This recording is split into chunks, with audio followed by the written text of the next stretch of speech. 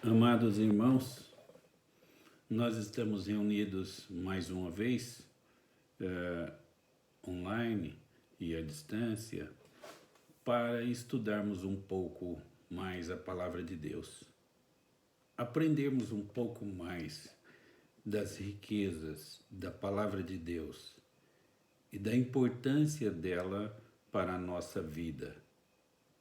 E eu quero ler com os irmãos no livro de Números, os versos 24 a 26, que nos dizem o seguinte: O Senhor te abençoe e te guarde. O Senhor faça resplandecer o rosto sobre ti e tenha misericórdia de ti. O Senhor sobre ti levante o rosto e te dê a paz.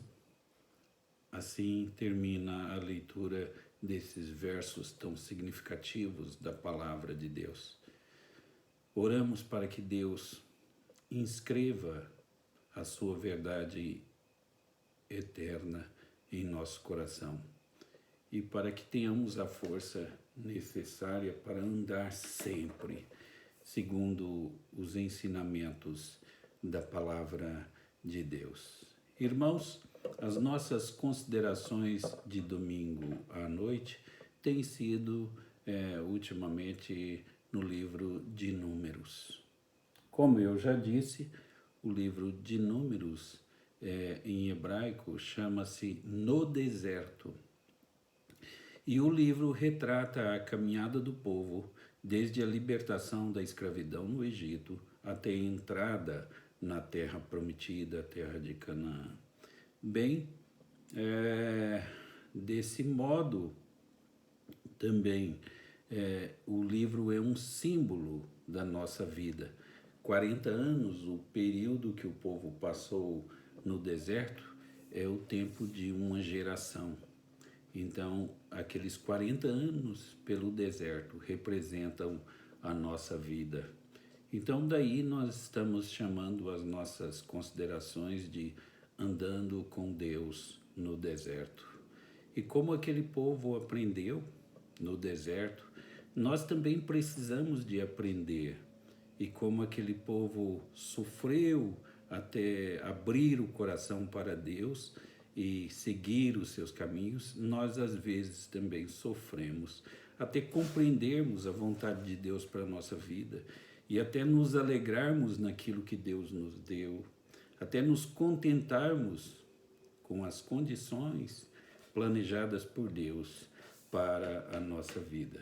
Bem, esses versículos de número 6 falam de uma bênção completa. E este texto é chamado de a bênção completa. O Senhor te abençoe e te guarde. O Senhor faça resplandecer sobre ti o rosto, faça resplandecer o rosto sobre ti e tenha misericórdia de ti. O Senhor sobre ti levante o rosto e te dê a paz. Bem, irmãos, bênçãos inexplicavelmente maravilhosas estão descritas aqui. O Senhor te abençoe e te guarde. Nesses dias de coronavírus, de Covid-19, nós precisamos disso. Precisamos que o Senhor nos guarde. E diz: o Senhor faça resplandecer o rosto sobre ti e tenha misericórdia de ti. Quando podemos dispensar a misericórdia e a graça de Deus? Jamais. A misericórdia e a graça de Deus são tudo para nós. Nós precisamos muito disso. E, enfim, nós temos: o Senhor sobre ti levante o rosto e te dê a paz. Essa palavra paz é uma palavra muito rica. Eu tenho falado sobre ela com vocês já há algum tempo. E hoje quero repetir essa ideia aqui. Em português, lamentavelmente, esta palavra paz significa ausência de guerra. Quando nós falamos em paz, significa que não temos guerra. Mas na língua em que o Antigo Testamento foi escrito, o hebraico, esta palavra é uma palavra muito abrangente. É a palavra shalom. E shalom é de uma riqueza inexplicável, maravilhosa. Às vezes eu penso para mim que essa palavra não devia ser traduzida. Devia ser repetida, só transliterada, ou seja, colocado seus equivalentes no nosso alfabeto e nós devíamos dizer mesmo a palavra shalom. Porque shalom de um significado muito amplo, muito abrangente, mais do que nós consigamos imaginar. Shalom é a chuva que cai. Shalom é o poder de Deus ao dar a chuva para que a relva cresça e alimente os animais e as árvores produzam frutos e alimentem os pássaros e os ventos que sopram na direção certa, as estações do ano, todas no tempo próprio, para que a terra produza mantimentos para a humanidade e também para os animais.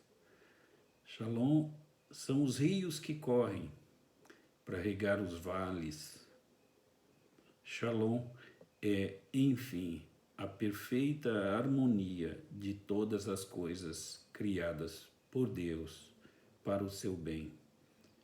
Shalom seria aquilo descrito por Paulo em Romanos no capítulo 8, o verso 28, que todas as coisas cooperam para o bem daqueles que amam a Deus, daqueles que são chamados segundo os seus propósitos. Bem, shalom é isso, a perfeita harmonia de todas as coisas que cooperam para o bem daqueles que amam a Deus. Então, o Senhor sobre ti levante o rosto e te dê a paz. Essa é a bênção completa. Isso é o que existe de mais desejável para o ser humano. Se você entende isso, a sua vida terá paz, terá tranquilidade. E se você recebe esta bênção de Deus com compreensão e entendimento, você também entenderá as palavras de Jesus. Quando ele disse, deixo-vos a paz, a minha paz vos dou, não vos-la dou como o mundo a dá. Não se turbe o vosso coração, crede em Deus, crede também em mim. Bem, irmãos, esta é a bênção completa. Assim, nós queremos tirar nessa nossa lição de escola dominical algumas lições da nossa vida no deserto. Algumas lições de números da nossa caminhada com Deus no deserto. Vamos fazer uma pergunta inicial e eu quero que você reflita sobre isso. Você alguma vez já teve uma experiência no deserto? Você alguma vez já enfrentou um tempo quando tudo parecia seco e sem vida? Um tempo quando Deus pôs você em uma prateleira e deixou você lá? Bem, neste mundo, irmãos, nós aprendemos coisas porque ouvimos falar. Aprendemos coisas porque lemos. E, sobretudo, aprendemos coisas quando vivemos. E as lições que nós aprendemos quando vivemos as situações são lições das quais jamais nos esquecemos. Lições que marcam profundamente a nossa vida e nunca mais nós nos esquecemos delas. Este povo de Israel Andou, murmurou, lamentou, achou pesada a situação, não reconheceu as bênçãos de Deus, não reconheceu a liderança instituída por Deus, não reconheceu o privilégio de ter sido libertado da escravidão. E este povo teve que viver muitas provas, teve que passar por muitas dificuldades até que aprendesse a lição. Só depois que aprendeu a lição e deixou de murmurar e deixou de lamentar, este povo então progrediu na sua caminhada e entendeu que Deus era o Deus que guiava os passos deles. Deus era o Deus que supria as necessidades deles. E Deus era o Deus que lutava as necessidades deles. Bem, há algumas lições que você pode aprender no deserto. Se você estiver passando por um período assim, aliás, o mundo inteiro está passando por um período assim, há algumas lições que você pode aprender. No deserto, Deus fala conosco. Eu aprendi muito sobre Deus, sobre doutrina no seminário. E eu aprendi muito sobre Deus na igreja e nos estudos da palavra de Deus. Mas eu aprendi mais sobre Deus no deserto. Você está no deserto atualmente? Bem, vejamos algumas lições que você pode aprender no deserto. A primeira lição que eu quero destacar é a lição da fidelidade do Senhor. Ao longo do livro de Números, nós somos impressionados constantemente com a fidelidade de Deus ao seu povo e com a infidelidade de Israel ao Senhor. Deus é fiel, até mesmo quando nós somos infiéis. Em todo o tempo, Deus é fiel. Fiel ao que Ele prometeu, fiel ao que Ele é. E Ele cumpre as suas promessas por amor do seu nome. Nós podemos ter a convicção de que Deus não deixará de cumprir uma só de suas promessas. E é maravilhoso saber que aos olhos de Deus nós já estamos ressuscitados, estamos glorificados e estamos no lar celestial do ponto de vista de Deus, conforme você pode ler em Efésios, carta aos Efésios, capítulo 2, no verso de número 6. Então, a lição da fidelidade do Senhor. E tem mais coisas aí. Deus não desiste de você. Ele continua guiando você no deserto desta vida. E mesmo quando pecamos, Deus nos dá segunda chance, Deus nos dá nova oportunidade, nos traz de novo a uma nova prova. Mas nós precisamos compreender a ação de Deus. E precisamos tirar lições das coisas que vivemos. Porque Deus é um Deus da segunda oportunidade, da terceira oportunidade e da quarta oportunidade. Deus nunca nos abandona. Deus não desiste jamais de nenhum dos seus filhos. Bem, essa é uma lição, a lição da fidelidade do Senhor. Essa lição me conforta muito, me alegra bastante. Uma outra lição é a lição do custo da desobediência. É um custo muito alto o de andarmos longe dos caminhos do Senhor. O livro de Números começa com uma nota muito positiva. O povo ouvindo sobre a terra prometida. Eles têm Deus a favor deles e Deus derrota o Egito, maior poder militar sobre a terra. Deus venceu o Egito. Mas também a grande derrota neste livro. Paulo faz um pequeno comentário desse livro na carta que ele escreveu aos Coríntios, e eu quero ler isso com os irmãos. Capítulo 10 da primeira carta aos Coríntios, os versos de 1 a 5. Nos diz assim a palavra de Deus: Ora, irmãos, não quero que ignoreis que nossos pais estiveram todos sobre a nuvem, e todos passaram pelo mar, tendo sido todos batizados, assim na nuvem como no mar. Com respeito a Moisés, todos eles comeram de um só manjar espiritual e beberam da mesma fonte espiritual, porque bebiam de uma pedra espiritual que os seguia, e a pedra era Cristo. Entretanto, Deus não se agradou da maioria deles, razão porque ficaram prostrados no deserto. Assim lemos este texto da palavra de Deus. Eu quero chamar a sua atenção aí para o uso repetido da palavra todos. Todos sob a nuvem, todos passaram pelo mar, todos eles comeram de um só manjar espiritual e beberam da mesma fonte espiritual. Todos eles começaram a jornada, mas nem todos terminaram. A maioria deles morreu no deserto. Por quê?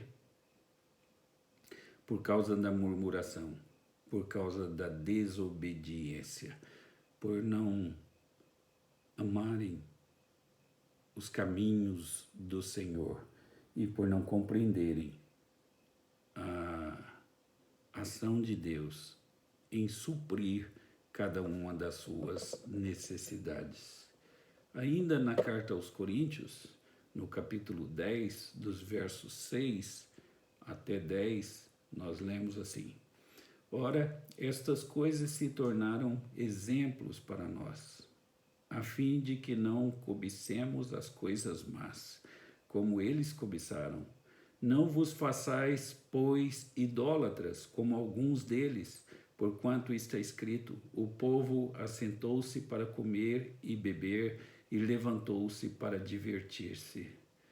E não pratiquemos imoralidade, como alguns deles o fizeram, e caíram num só dia 23.000. Nós não ponhamos o Senhor à prova, como alguns deles já fizeram e pereceram pelas mordeduras das serpentes. Nem murmureis, como alguns deles murmuraram e foram destruídos pelo exterminador. Bem, irmãos, o fracasso de Israel é uma advertência para nós. É impossível que nós também fracassemos em nossas provas. Todos nós podemos ser tentados, e o pior pecado que um homem pode cometer, nós também podemos cometer um ainda pior. Ainda assim, é impossível que fracassemos em nossa jornada, porque os méritos que são colocados em nossa conta para essa caminhada são os méritos de Jesus.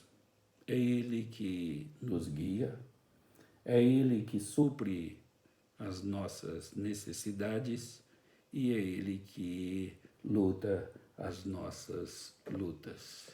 Então, como você pode ver, essa ilustração de Israel no deserto não é apenas uma história cansativa, não é algo que deva ser lido meramente pelo prazer intelectual.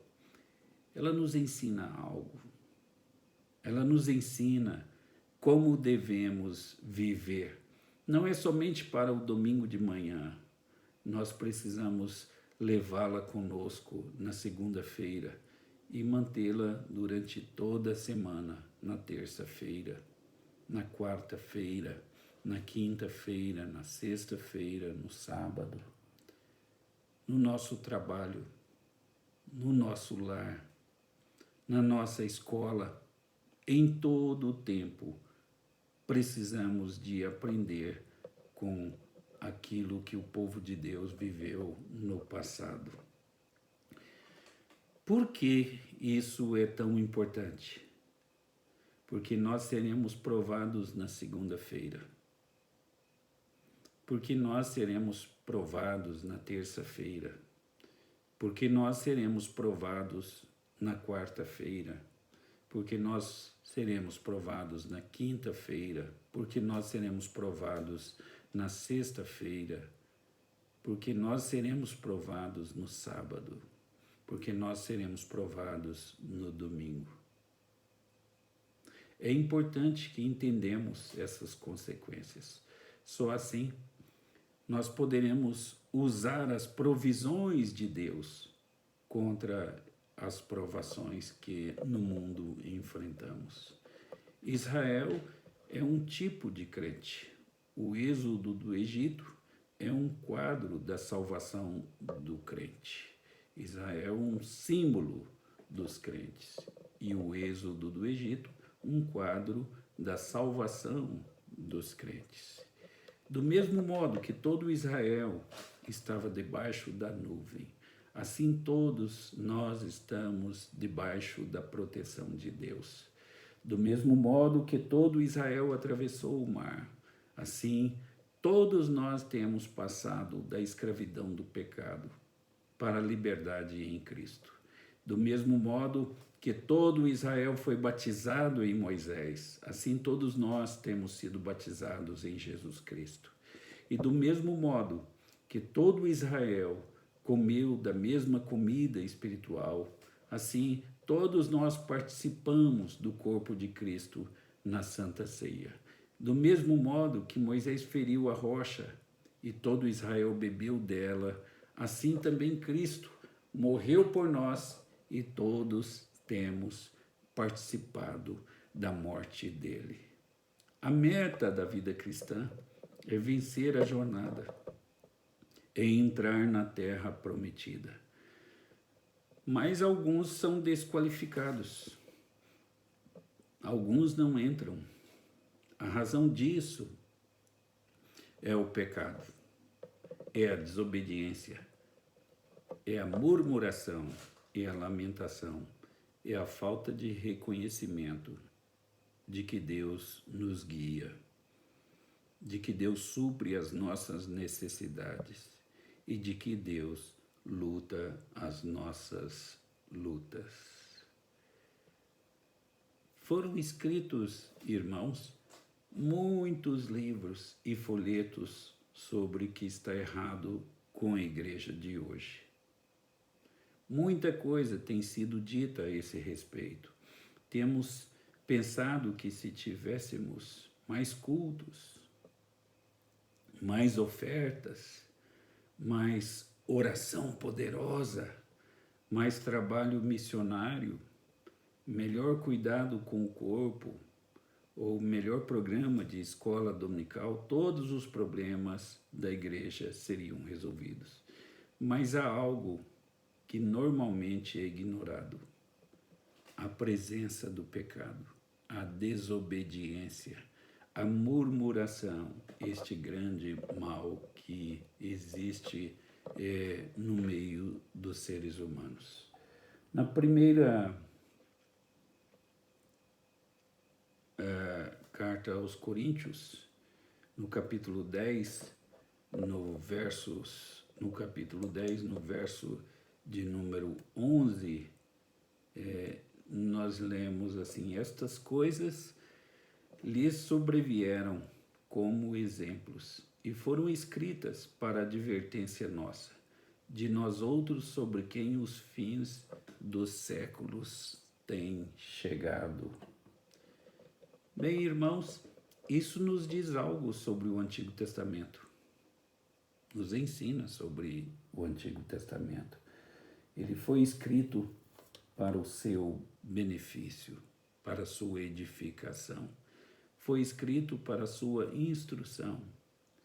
E ele contém lições que você precisa aprender e viver e aplicar na sua vida. Há um ensino que está na moda em nossos dias, que diz que o Antigo Testamento não é para o crente de hoje, que foi escrito para uma dispensação anterior que viveu antes de Cristo e que não tem nenhum valor prático para o crente do século 21. Bem, irmãos, isso não é verdade. Toda a Escritura, diz Paulo, foi inspirada por Deus. Toda a Escritura é proveitosa para mim, para me ensinar, me corrigir, me reprovar e me guiar pelos caminhos corretos, pelos caminhos certos. E nesta passagem de primeira carta aos Coríntios, capítulo 10, nós estamos vendo que a jornada do povo de Israel pelo deserto aconteceu para nos deixar lições que sejam aplicáveis na nossa vida, em nossos dias. E assim nos versos 12 e 13 da primeira carta aos Coríntios, capítulo 10, nós lemos assim: aquele, pois, que pensa estar em pé, veja que não caia. Não vos sobreveio tentação que não fosse humana, mas Deus é fiel e não permitirá que sejais tentados além das vossas forças. Pelo contrário, juntamente com a tentação vos proverá livramento, de sorte que a possais suportar. Irmãos, embora sejamos advertidos contra a autoconfiança, isso não significa que devamos ser derrotistas. Nós temos uma forte palavra aqui de encorajamento. É que Deus fez provisão para nós em nossa hora de provação. Diz-nos a passagem que não nos sobreveio tentação que não fosse humana. E Deus é fiel e não permitirá que sejais tentados além das vossas forças. Pelo contrário, juntamente com a tentação, vos proverá livramento, de sorte que a possais suportar.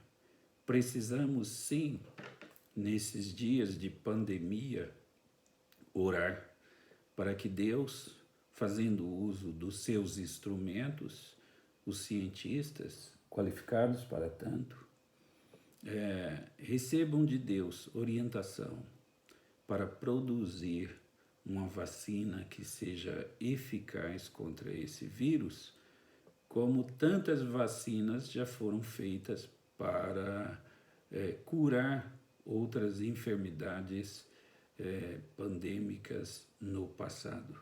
Que Deus assim proceda nos nossos dias e que Deus conceda sabedoria aos cientistas para que produzam remédios que sejam eficazes no combate a essa enfermidade.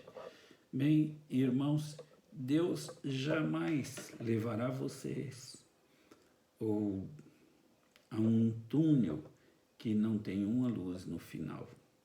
Ele não o levará para o deserto sem ir com você.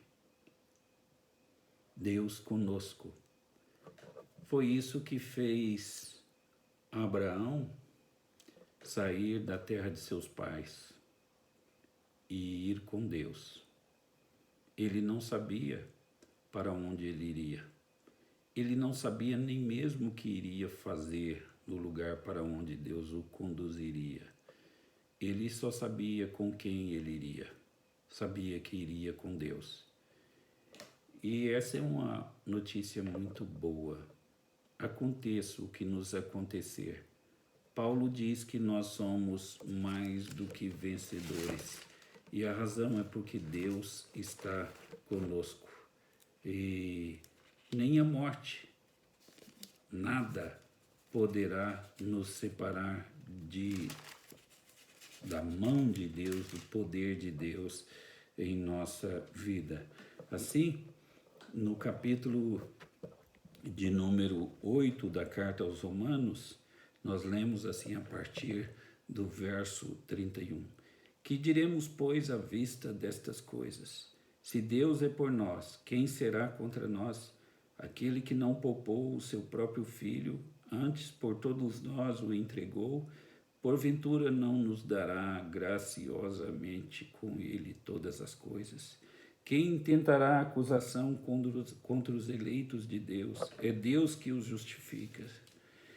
Quem os condenará? É Cristo Jesus que morreu, ou antes, quem ressuscitou, o qual está à direita de Deus e também intercede por nós. Quem nos separará do amor de Cristo? Será tribulação, ou angústia, ou perseguição, ou fome, ou nudez, ou perigo, ou espada? Como está escrito, por amor de ti somos entregues à morte o dia todo. Fomos considerados como ovelhas para o matadouro. Em todas essas coisas, porém, somos mais que vencedores por meio daquele que nos amou. Porque eu estou bem certo de que nem a morte, nem a vida, nem os anjos, nem os principados, nem as coisas do presente, nem do porvir, nem os poderes, nem a altura, nem a profundidade, nem qualquer outra criatura poderá separar-nos do amor de Deus que está em Cristo Jesus, nosso Senhor.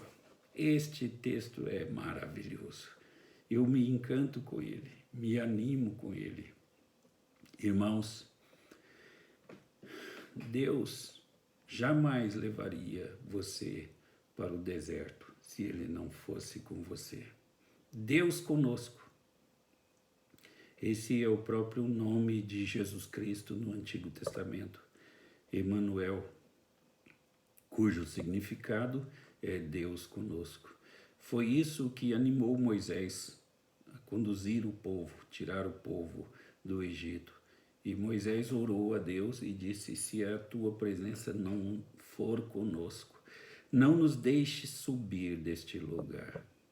Também foi isso que animou Josué a conduzir o povo nas batalhas da conquista da terra prometida, né? Deus contigo. No capítulo 1 de Josué, dos versos 5 a 9, nós temos este ensinamento. Que coisa maravilhosa! Às vezes eu fico pensando